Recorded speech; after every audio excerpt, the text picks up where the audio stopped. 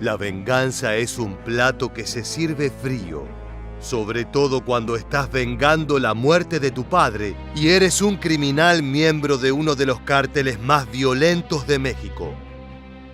En este video vamos a contarles la increíble historia de un capo narco que planificó durante años el asesinato del hombre responsable de la muerte de su progenitor. Bienvenidos una vez más a Militarmente. Comencemos. José Rodolfo Villarreal Hernández era miembro de la Policía Federal de México y parte de su carrera en las fuerzas de seguridad la hizo en Sonora. Allí aprendió tácticas policiales avanzadas, así como técnicas de vigilancia. Tuvo una vida de oficial regular hasta que se involucró con los Beltrán Leiva y decidió cambiar de bando.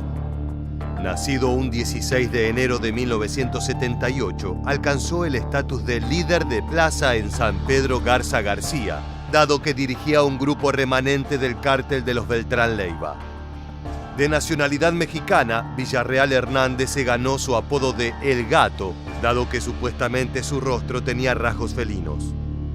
A pesar de haber sido antes policía, este se convirtió en uno de los 10 fugitivos más buscados del FBI, que lo consideraba un hombre que siempre está armado y es sumamente peligroso. La Oficina Federal de Investigación llegó a ofrecer hasta $1 millón por información que llevara a su captura. Una de las razones por la que fue uno de los criminales más buscados del planeta fue debido a su participación en el acecho interestatal de una víctima, un hombre de 43 años, y en la conspiración para asesinarla por encargo el 22 de mayo de 2013. Increíblemente, la violencia de los cárteles mexicanos de la droga había llegado a Southlake, en Texas, un afluente suburbio donde no se había registrado un solo homicidio desde 1999. La víctima en cuestión fue Juan Jesús Guerrero Chapa. El hombre y su esposa llegaron a Southlake Town Square alrededor de las 6 p.m. y estacionaron su vehículo frente a la tienda de yogurt Yomilicious. Ellos pensaban que estaban completamente a salvo, pero por medio de un dispositivo de rastreo GPS adherido debajo de su Range Rover 2012, habían estado siguiendo sus movimientos desde hacía varias semanas. El matrimonio entró a la tienda de yogures y se sentaron en una mesa afuera. Caminaron por los alrededores y ella compró unos zapatos en Nine West. Dos hombres pasaron cerca de ellos a bordo de un automóvil rentado y escogieron cuidadosamente un lugar para estacionarse frente a un pequeño estanque. Era importante tener una vista despejada del Range Rover y de su presa. La pareja regresó a su vehículo cuando ya eran las 6:47 p.m. del 22 de mayo de 2013. En el momento que Guerrero Chapa se sentó en el asiento del conductor, una Toyota Sequoia se detuvo intempestivamente detrás de la Range Rover. Un hombre descendió del vehículo vistiendo una sudadera con capucha y una bufanda o pañuelo sobre su boca y nariz. Miró a su víctima, que no pudo reaccionar de la sorpresa y el miedo. El sicario descargó varios disparos certeros y asesinos contra el blanco a través de la ventana cerrada de la camioneta con una pistola 9 milímetros. Guerrero Chapa murió en el instante. Las imágenes registradas luego del homicidio son verdaderamente impactantes. Tenemos una camioneta blanca que se dirige rumbo al oeste. Continúa en esta dirección.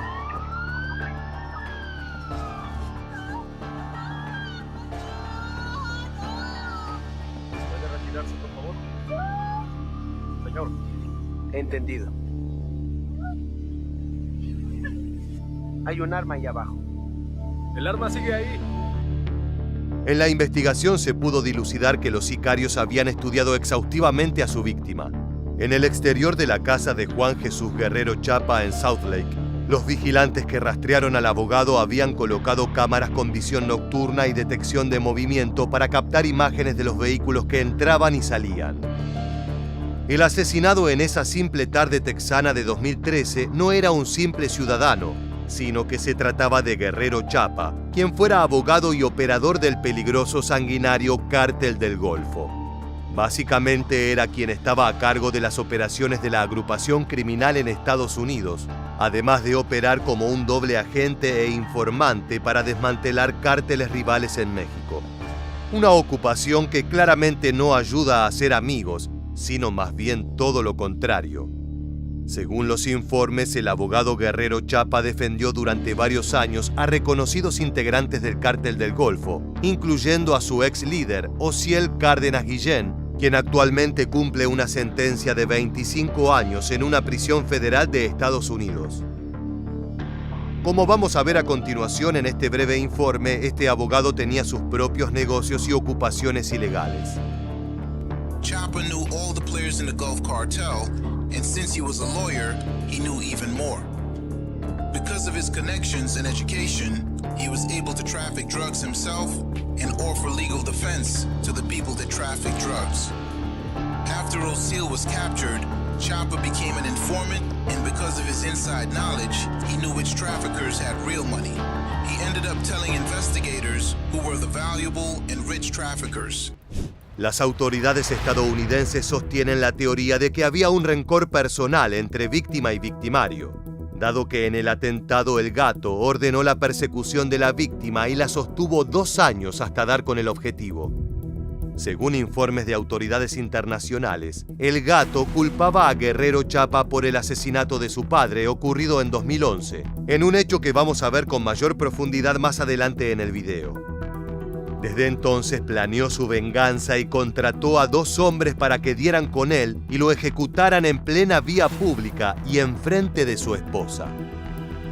El 20 de junio de 2018 se emitió una orden judicial federal para arrestarlo de conformidad con estos cargos, informaron el 13 de octubre las autoridades estadounidenses. Como parte de la dependencia de seguridad en sus tiempos como agente, Villarreal Hernández desarrolló una red de contactos con fuerzas del orden para hacerse de protección. Eso en sumatoria con los recursos que le ofrecía ser uno de los niños mimados de la organización de los Beltrán Leiva, lo hacía un hombre casi imposible de atrapar. Previamente, el 23 de mayo de 2018, la Agencia de Investigación Criminal reportó la detención de su hermano, Ramón Villarreal Hernández, el Mon, acusado de su participación en el mismo asesinato y por los mismos motivos que pesaban sobre su hermano. Sin embargo, los autores materiales del caso fueron apresados en marzo de 2016 y fuentes oficiales constataron que se trataba de matones profesionales. Se encontró documentación que mostraba que Villarreal Hernández tendría nexos con Los Rudos, un grupo de sicarios que operaba en San Pedro, relacionados con el secuestro y asesinato de cientos de personas en el área a modo de negocio, y 3 de ellos habrían sido reclutados por el Gato. Los 3 mexicanos fueron detenidos en el estado de Texas. 2 de los hombres, Jesús Gerardo Ledesma Cepeda, de 59 años, y su hijo, Jesús Gerardo Ledesma Campano, de 32, mostraron un patrón de seguimiento de eventuales víctimas similar a la forma en que, de acuerdo con las autoridades, rastrearon a Guerrero Chapa antes de acribillarlo. Un tercer sospechoso en el asesinato, José Luis Cepeda Cortés, de 58 años y primo de Ledesma Cepeda, fue despedido de su trabajo en la desaparecida compañía Southwestern Bell, después de intervenir los teléfonos de su exmujer y su novio, amenazándolos con matarlos, de acuerdo con los documentos presentados ante la corte. Estos asesinos estaban vinculados a la desaparición u homicidio de 9 personas, de acuerdo con documentos presentados por las autoridades esta semana ante una corte federal. A pesar de haber estado casi 10 años prófugo de la justicia, el domingo 8 de enero de 2023 se reportó la captura de José Rodolfo Villarreal Hernández, detenido el sábado 7 de enero por agentes de investigación de la Fiscalía General de la República en la Ciudad de México. El presunto narcotraficante no solo era perseguido por autoridades mexicanas, ya que el FBI aportó inteligencia e infraestructura para tachar de una vez y para siempre a El Gato de la lista de los 10 criminales más buscados.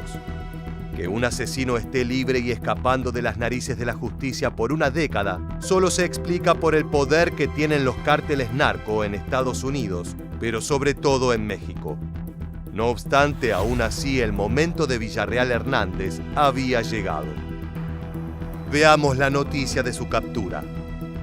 José Rodolfo Villarreal, alias El Gato, líder de una facción del cártel de los Beltrán Leiva, que fue detenido, como le comentaba, en una operación quirúrgica, resultado de trabajo de inteligencia de por lo menos 5 años de la Secretaría de Marina. Este domingo fue llevado rápidamente al hangar de la Fiscalía General de la República, aquí en el Aeropuerto Internacional de la Ciudad de México, para ser extraditado a Estados Unidos. Ahora viajemos en el tiempo brevemente para explicar de dónde provenía el abogado de Osiel Cárdenas Guillén, la víctima, para nada inocente, por cuyo asesinato El Gato fue condenado. Los orígenes del Cártel del Golfo se remontan a la década de 1980. En ese entonces, este consistía en una operación relativamente pequeña de tráfico de marihuana y heroína. Sin embargo, la agrupación negoció un acuerdo con el Cártel de Cali, una mega estructura colombiana que buscaba nuevas rutas de ingreso al mercado de Estados Unidos para convertirse en una de las potencias criminales de Latinoamérica. Los imperios de la droga necesitan una mente criminal que los controle, y en el caso del CDG se trató de Osiel Cárdenas Guillén. A este hombre se lo conocía de muchas formas, pero ningún apodo le queda tan bien como el Mata Amigos. Muchos de sus allegados dicen que solo este sobrenombre le hizo verdadera justicia a quien realmente era. Cárdenas mantenía una relación sentimental con Hilda Flores, la Güera, quien era esposa de Rolando Gómez, uno de sus socios más cercanos. Pero cuando el hombre se enteró que su mujer era amante de su jefe y amigo, la golpeó violentamente. Flores sobrevivió de milagro y le pidió ayuda a su poderoso amante.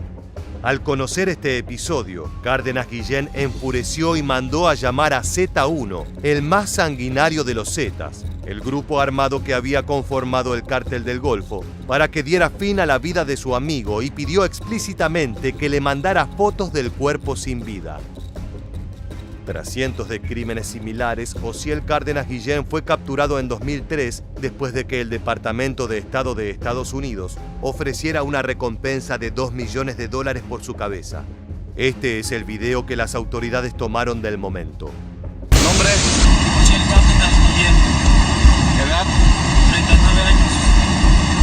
Originario: Matamoros, Tamaulipas. ¿Por qué delito se encontraba recluido en el penal número 1? Delincuencia organizada y delitos contra la salud.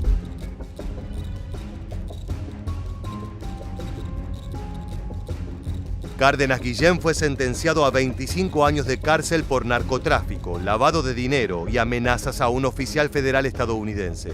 Aún así, el FBI adelantó la fecha de su liberación, la cual será el 30 de agosto de 2024, 4 años antes del tiempo establecido en su sentencia original.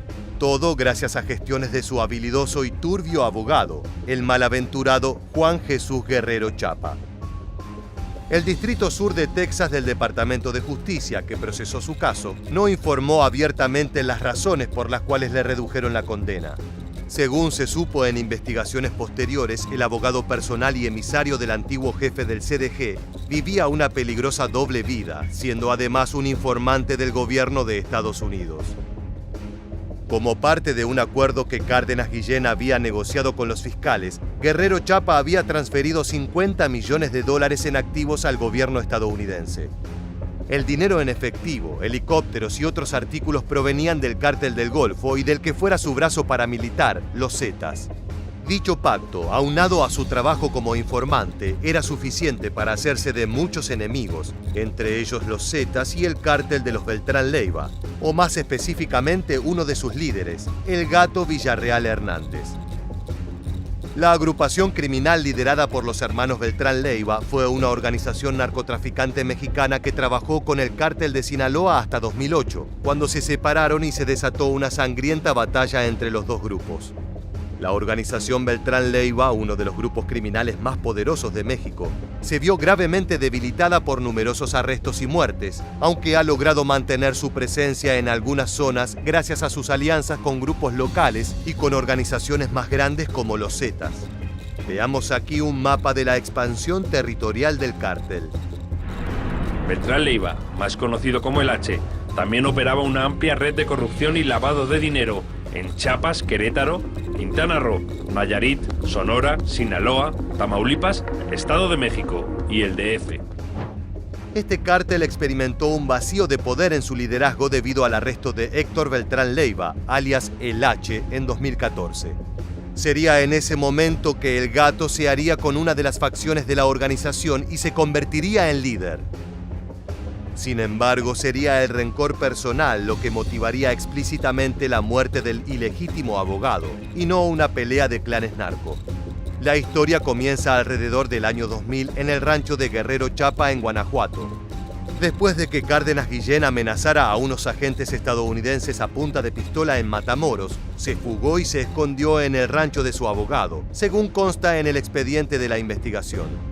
Un policía de bajo nivel conocido como Madrina se enteró de que Cárdenas Guillén estaba ahí. El oficial le dijo a Guerrero Chapa que mantendría silencio con respecto al paradero del capo narco si le pagaban. Cuando Guerrero Chapa le comentó a Cárdenas Guillén del intento de extorsión, su jefe dijo que se haría cargo del asunto. Después de ese momento nunca más se volvió a saber de este oficial Madrina, pero sí de su hijo, que no era otro que Rodolfo Villarreal Hernández, quien empezó a cocinar su venganza desde el preciso momento en que se enteró de la muerte de su padre. El Gato, como ex agente de policía de San Pedro Garza García y en ese momento miembro del alto rango del cártel de los Beltrán Leiva, sabía que si no quería terminar en prisión iba a tener que actuar con cautela. Por eso contrató en 2011 a los sicarios de Los Rudos para rastrear y asesinar a Guerrero Chapa. Los rumores dicen que El Gato disfrutaba de los reportes periódicos de los asesinos a sueldo que había contratado, saboreando la dulce venganza que había planificado contra el responsable de la muerte de su padre. Si bien el narco conseguiría su vendetta, eventualmente tuvo que pagar el precio con su captura.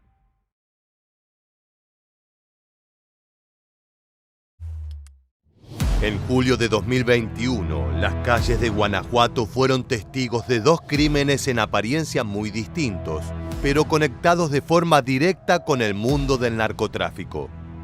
Primero, una familia masacrada cuyos cuerpos yacían baleados a plena luz del día. 24 horas después, un sicario maniatado y fusilado dentro de una camioneta con un mensaje firmado por el M1. Uno de los principales referentes del cártel Santa Rosa de Lima. En este nuevo video de Militarmente, queremos contarte la curiosa conexión entre ambos asesinatos, pero también la larga y brutal guerra que han llevado a cabo el CSRL y el infame cártel Jalisco Nueva Generación del Mencho Oseguera Cervantes. Acompáñanos a descubrir los secretos de estas organizaciones y cómo los peores criminales de México pretenden postularse como guardianes de la justicia.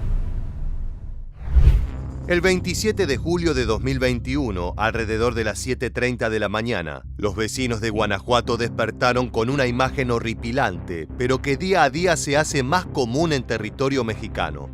En la colonia Jardines apareció el cadáver de un hombre con las manos atadas y una bolsa en su cabeza, un procedimiento típicamente narco. De acuerdo con los reportes, al lado del cuerpo sin vida se encontraba una cartulina con un mensaje firmado por el M1, uno de los cabecillas del cártel Santa Rosa de Lima. El mensaje, escrito en letras negras sobre un papel naranja fosforescente, iba así: aquí les dejamos esta porquería que mató al niño. Nosotros no toleraremos más ese tipo de cobardías. Mátense con quien pueda, no con los que no puedan. Atentamente, M1. Esa enigmática misiva despertó varias dudas entre la población civil y los agentes de policía, quienes no tardaron en unir puntos hasta llegar a un crimen anterior que podría haber desatado esta morbosa ejecución.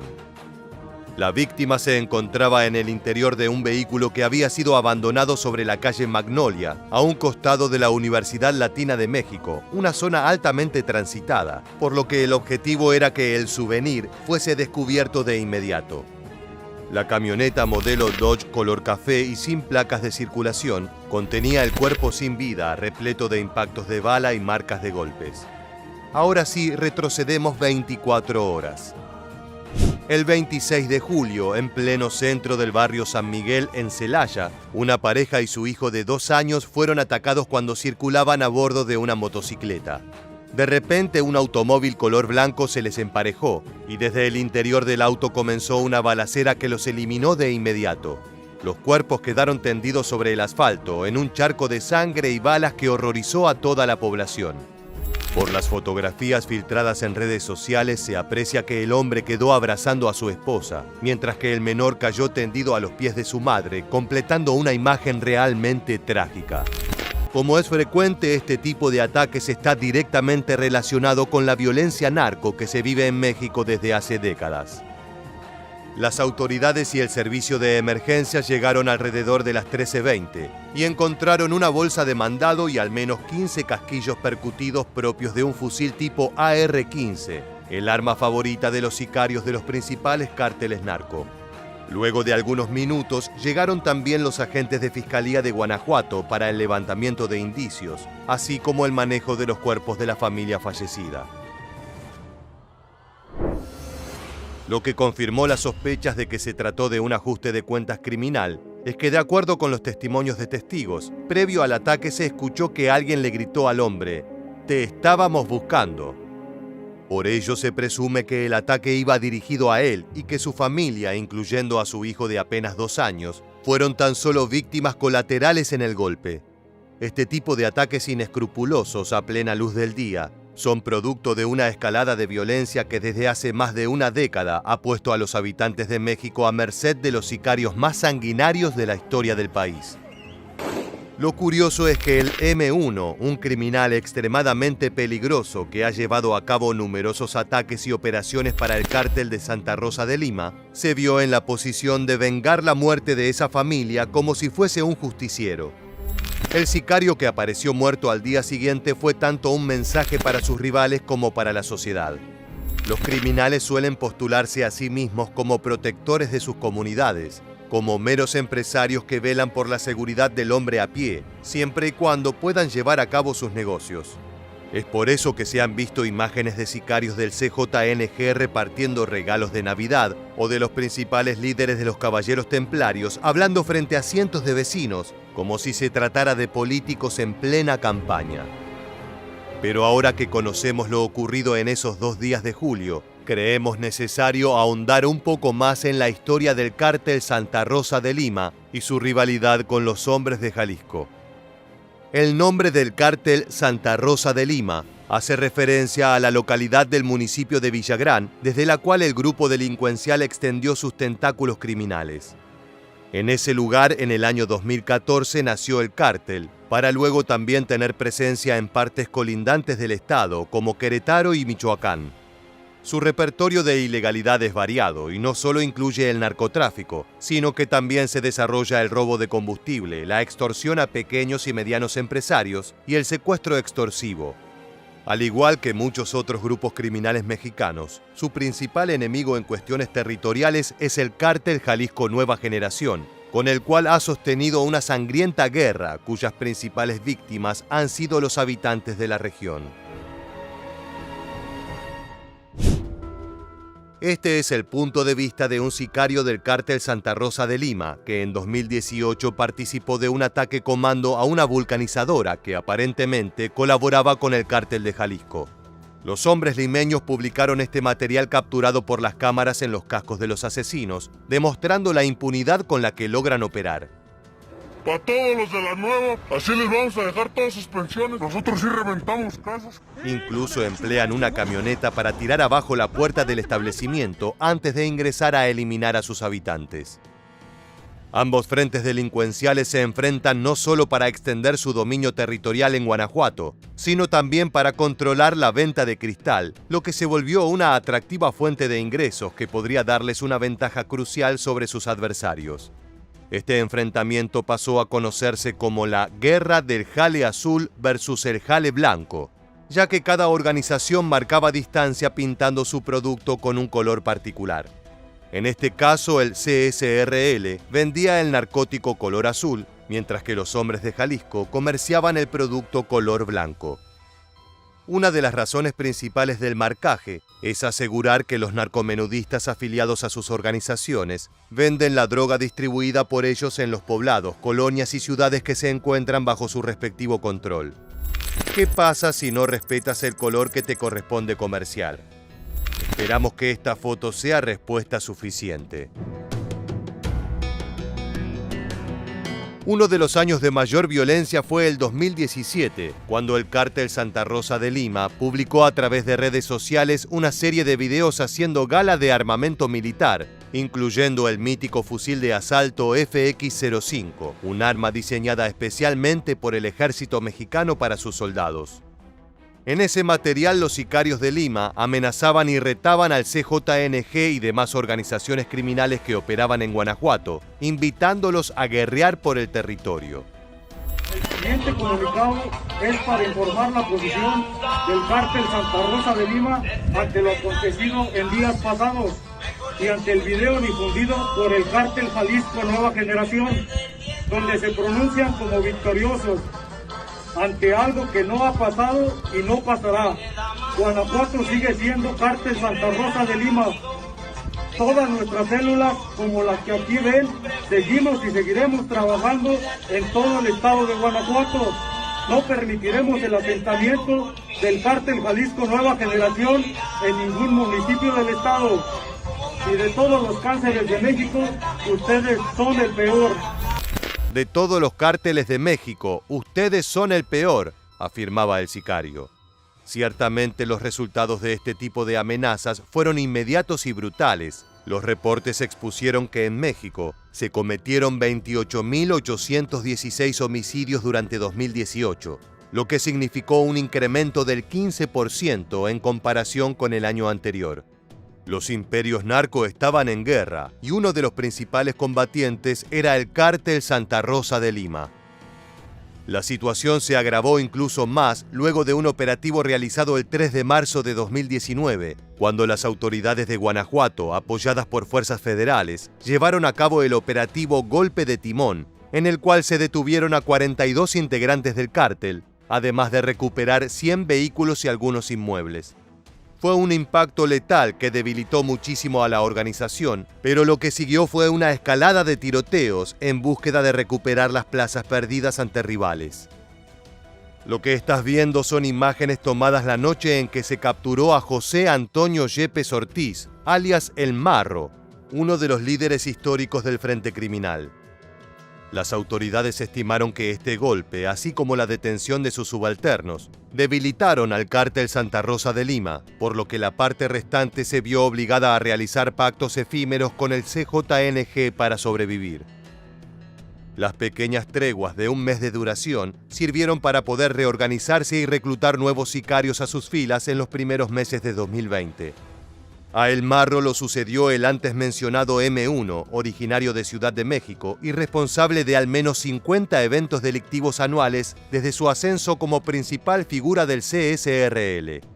Sin embargo, en octubre de 2021, este criminal también fue capturado, provocando un nuevo revuelo en su agrupación.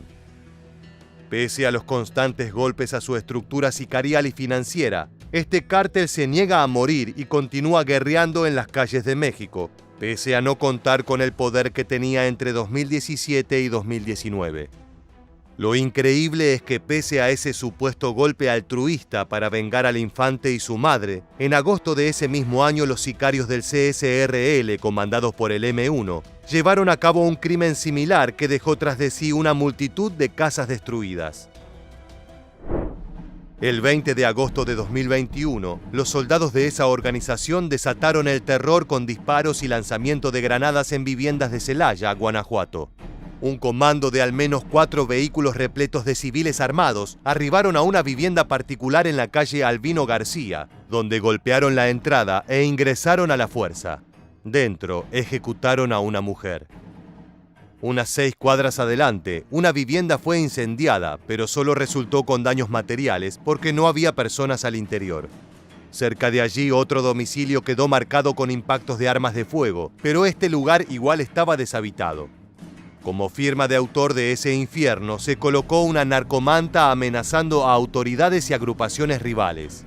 Aquí andamos y no nos vamos.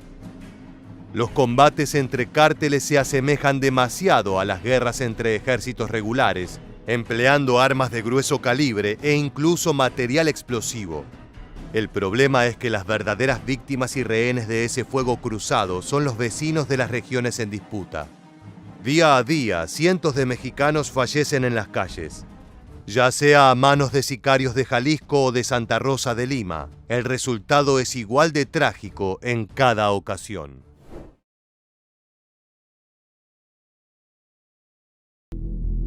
El narcotráfico es un rubro turbulento y en constante cambio. Quienes ostentan la corona hoy en día podrían convertirse en cadáveres mañana.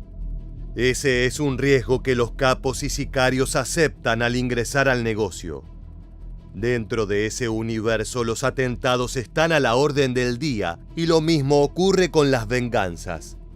Esto se debe a que entre los pocos códigos inquebrantables de los cárteles mexicanos se encuentra ese por el cual la sangre se paga con sangre. En esta entrega de Militarmente queremos reconstruir un caso ejemplar para que puedas comprender ese arraigado concepto. Nos referimos al brutal asesinato del hijo del M1 y la vendetta instantánea que desencadenó ese atentado. Acompáñanos a conocer los detalles más increíbles de ambos ataques, pero también a la guerra narco entre el Chapo Guzmán y los hermanos Beltrán Leiva, la cual dio inicio a esta serie de masacres. La historia que te contaremos hoy se divide en 2 episodios de violencia. Toda acción desencadena una reacción de igual intensidad, y esto es real tanto en el mundo de la ciencia como en el crimen organizado. Pero antes de ahondar en el atentado sufrido por el hijo de Manuel Torres Félix, alias el M1, una de las principales figuras sicariales de Sinaloa, es necesario conocer las rivalidades y los territorios que estaban en juego en aquel momento. Empecemos por los perpetradores del primer ataque, el clan de los Beltrán Leiva.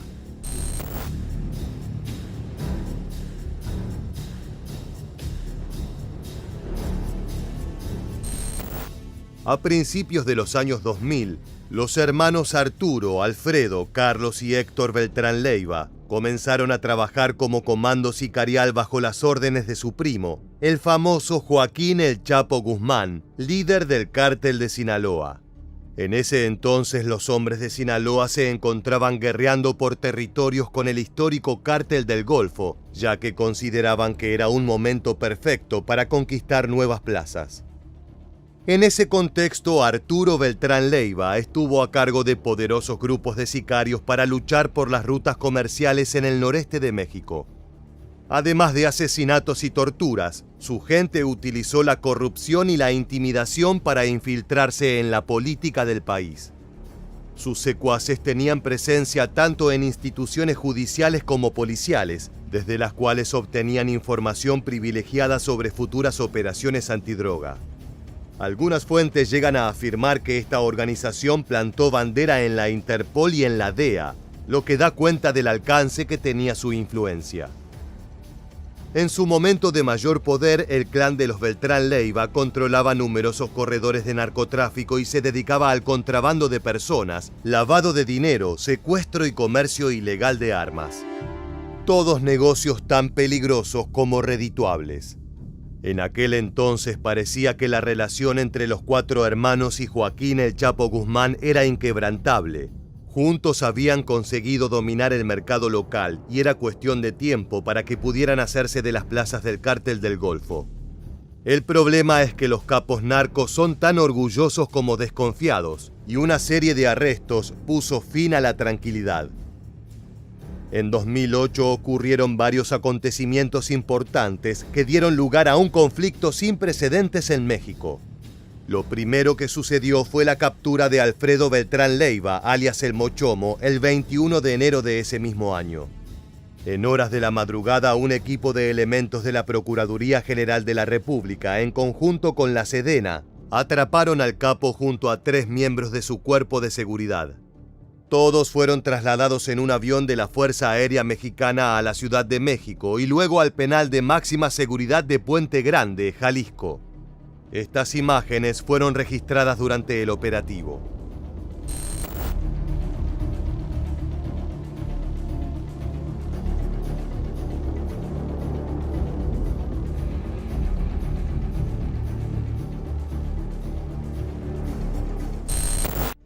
Su encarcelamiento fue un shock para los hermanos criminales. El resto del clan Beltrán Leiva culpó a El Chapo Guzmán, asegurando que había sido él quien brindó datos importantes al Ejército de México a cambio de inmunidad en futuros arrestos. La amistad entre ambos frentes se disolvió y comenzó una brutal guerra que regó las calles mexicanas con sangre de inocentes. Como si ese no hubiera sido un escenario lo suficientemente apocalíptico, los Beltrán Leiva formaron una alianza temporal con los infames Zetas para vencer al cártel de Sinaloa. La combinación de fuerzas aumentó la violencia de las balaceras, pero no llegó a tiempo para cambiar el resultado. Como podrás imaginarte, esta guerra tuvo como vencedor al Chapo Guzmán, quien logró eliminar a todos sus enemigos. Aquellos que sobrevivieron están hoy tras las rejas cumpliendo penas de varias décadas. Pero no nos adelantemos, volvamos a esos años turbulentos en los que las calles mexicanas eran un territorio en disputa por sicarios armados. Uno de los primeros nombres apuntados por los soldados de los Beltrán Leiva fue Manuel Torres Félix, alias el M1, colaborador histórico del cártel de Sinaloa y figura central de sus operaciones. Pero el objetivo inicial no era matarlo a él, sino a sus hijos. Ahora sí es momento de conocer el primer derramamiento de sangre de esta historia. El 19 de abril de 2008, Atanasio Torres Acosta, alias El Tachio, hijo del M1, conducía su automóvil por las calles de Sinaloa. Junto a él estaban su esposa y su hermana de 4 años, Alondra Torres. De repente el paseo familiar se transformó en una violenta pesadilla. En una esquina lo esperaba un grupo de hombres armados con fusiles de asalto soviéticos modelo AK-47, que abrieron fuego contra el joven y sus acompañantes. La ráfaga de balas fue brutal. Tanto el vehículo como el conductor de 21 años quedaron irreconocibles luego de los impactos. Ten en cuenta que dependiendo el modelo específico, uno de esos armamentos puede disparar entre 500 y 600 rondas por minuto. Ahora multiplica esa cifra por varios atacantes y el resultado es aterrador.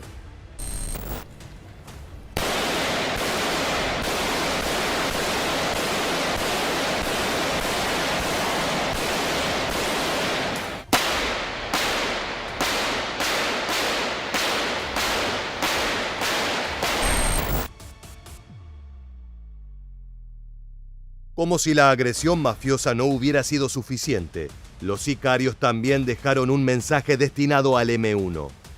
El papel fue encontrado por agentes de la Policía Ministerial de Sinaloa y decía lo siguiente: de parte de tu compadre y sus 2 sobrinos, Manuel Torres, para que lo tengas presente. Según fuentes periodísticas, la misiva estaba colocada sobre el cuerpo sin vida de El Tachio, una última humillación a los restos del joven.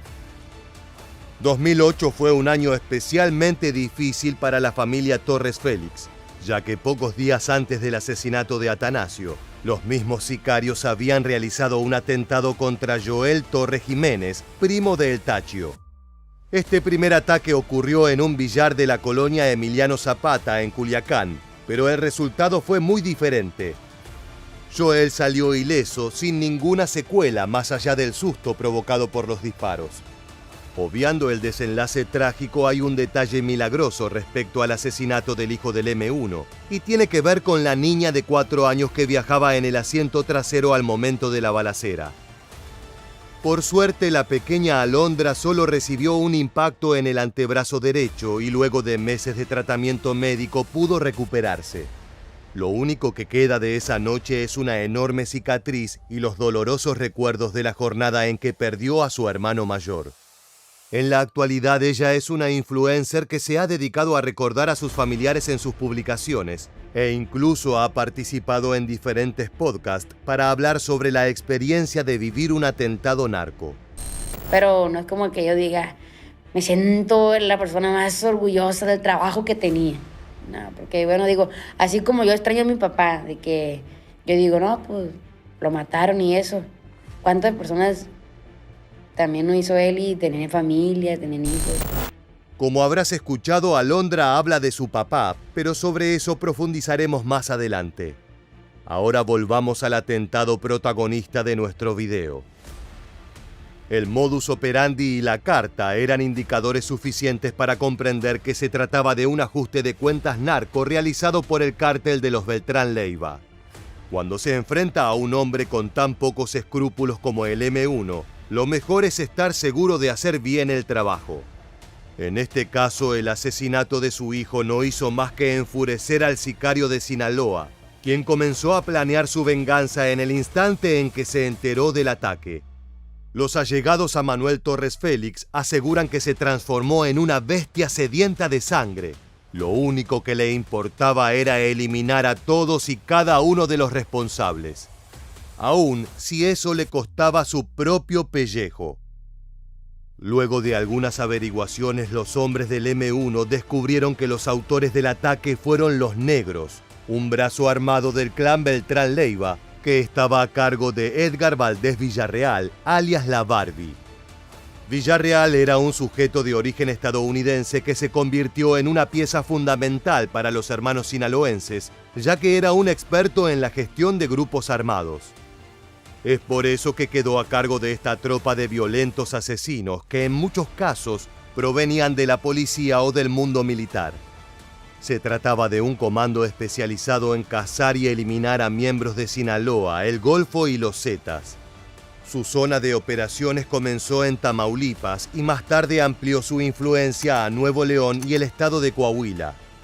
En esas regiones los negros sembraron el terror y fomentaron la guerra abierta contra sus rivales.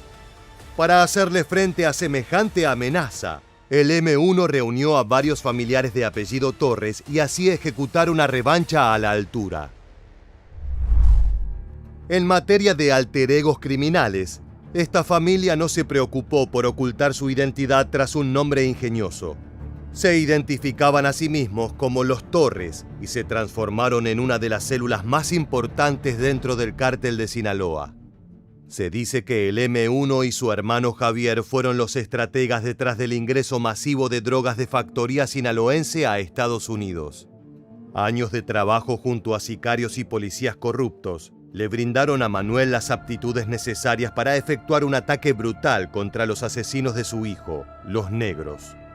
Los integrantes de dicho grupo criminal fueron secuestrados uno a uno por parte de los Torres.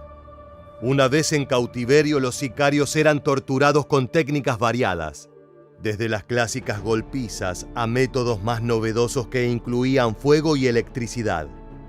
Te imaginarás el daño que esto podía causar en los cuerpos de las víctimas. La sesión de tormentos no tenía otro fin que desencadenar la muerte, pero de forma lenta y dolorosa. Los Torres no buscaban información. Ellos ya sabían quiénes eran los responsables de la muerte del Tachio.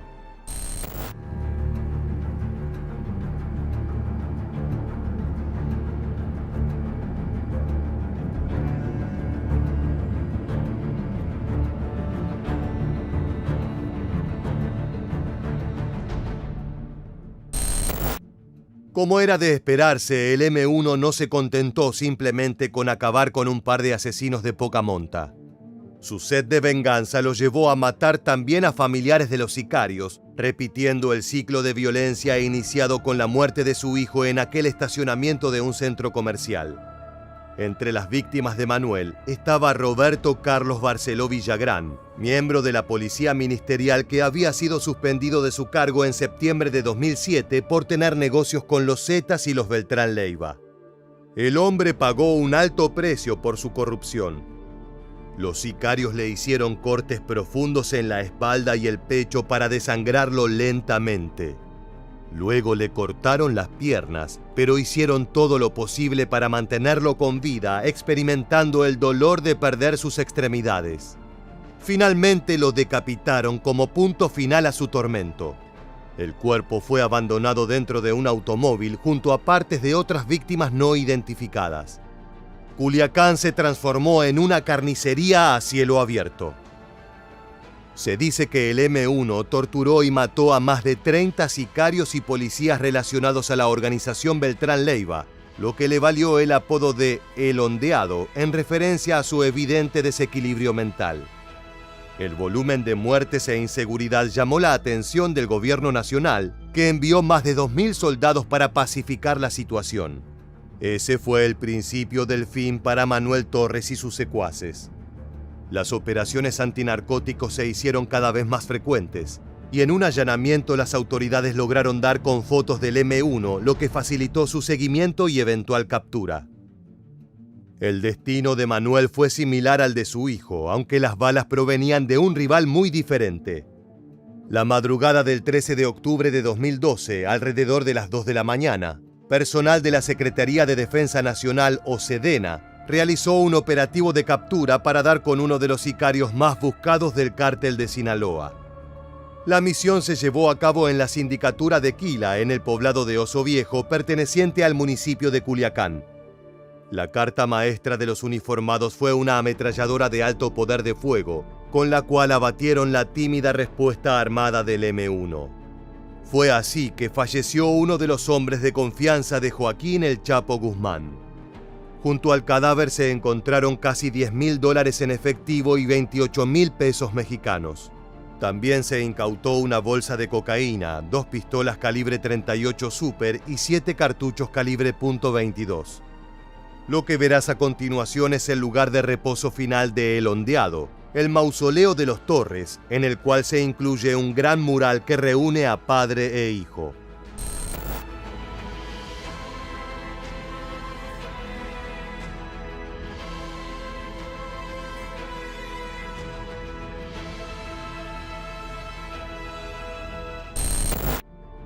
Antes de cumplir los 10 años, Alondra Torres se quedó sin padre y sin hermano.